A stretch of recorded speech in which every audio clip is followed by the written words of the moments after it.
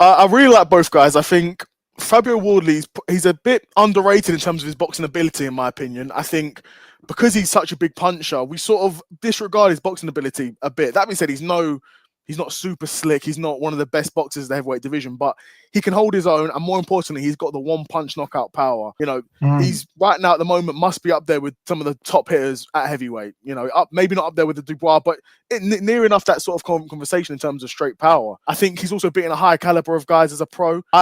Me personally, as a boxing fan, I really rate Fraser Clark as a boxer. I think he's a really talented boxer. So for Fabio Wardley to beat Fraser Clark the way he did, in my estimates, really sort of pushes Fabio Wardley up to the higher echelons of the heavyweight division. I think he will beat Huni. I think Huni's got a few good wins under his belt. He's got a win over Tabiti, I believe. Yeah. That was a decent performance. But like I said, I think Fabio Wardley's the bigger puncher and has beaten a slightly higher caliber of boxer. Yeah.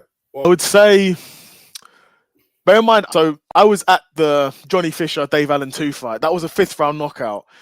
I think this probably goes a bit further than that. I think both guys are slightly better conditioned than those two. They're more on the more athletic side of heavyweights, in my opinion. Yeah, sure. Compared to your Martin Bacolis, for example. So yeah, I'd probably say about 8 rounds. I think he's going to go quite far in. I say round 7. Gun to my head, round 7. I would have said this about Armando Resendez. It was his first 12 rounder against Caleb Plant, and it didn't seem to make a difference to him. Good job. Yeah. I think at heavyweight it does, to be honest, because these are big lads. To be moving around 240 for 12 rounds it's a lot for anyone. I don't care how good of in shape, quote unquote, in shape you are. It's a lot. That does make me fancy Fabio Wardley a bit more, not knowing that. But it's heavyweights, and I'm not predicting it's going to go the distance anyway. So yeah, I'm giving it a 7th round finish. So it may not even make a difference.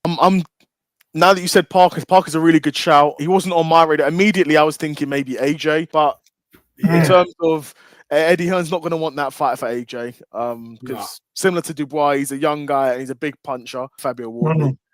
So that wouldn't be a great matchup for AJ, but in terms of building up Fabio Wardley, that's a pretty good shout. But I do like Joseph Parker. I do fancy Joseph Parker to beat him, though. Yeah, true. And that being said, once you're at that level, it is a decent level to reach because that is sort of fringe world level. I would say Joseph Parker's about that level. So I think that's a probably fair assessment for where I would say Fabio Wardley is in about his boxing. Because I don't think he's a world-class operator. I know we're saying I think he's probably a bit underrated in terms of the pure boxing, but he's not on the level of the Tyson Furies, the Usyks, where these guys would box rings around him.